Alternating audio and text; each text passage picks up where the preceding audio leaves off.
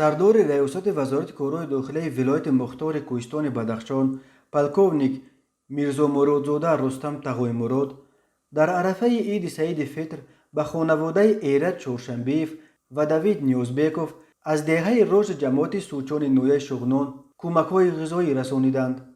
دلیر چهارشنبیف سخنگوی ریاست وزارت کارهای داخلی ولایت مختار کوهستان بدخشان نوشت که ایرج چهارشنبیف و دوید نیوزبیکوف کارمندان مقامات کارهای داخلی بوده برای تنظیم و آرامی تامین امنیت شهروندان و صلح و ثبات کشور ضمن اجرای وظیفه‌های خدمتی به هلاکت رسیدند. سخنگوی ملیسه بدخشان افزود به خانواده‌های این دو افسر کشته شده در عرفه عید شریف رمضان محصولات خوراکواری از قبیل ارد، برنج، روغن، کارتوشکا، پیاز، مکرون، چای و دیگر مواد غذایی کمک یک وقته رسانیده شد. درباره چگونه هلاک شدن این دو افسر ملیسه در اطلاعیه رسمی چیزی گفته نشده است، ولی خبر هلاکت دوید نیوزبیکوف 7 سال پیش به سرخط اخبار رسانه‌ها افتاده بود. دوید نیوزبیکوف 22 می سال 2014 در بیمارستان خاروق از تیر سیلاب جان باخت. او روز 21 می در جریان تیرپرانی‌ها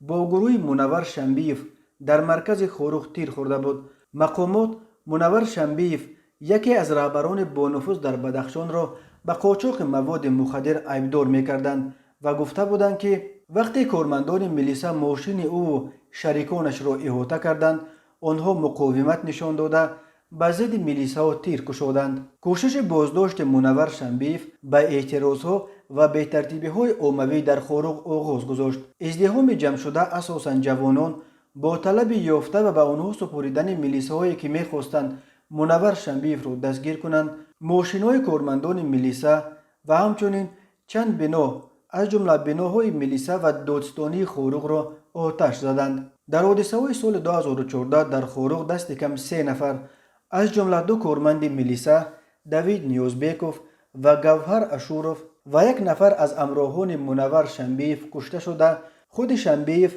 و 7 نفر دیگر از تیر سلاح آتشفشان جراحت برداشتند.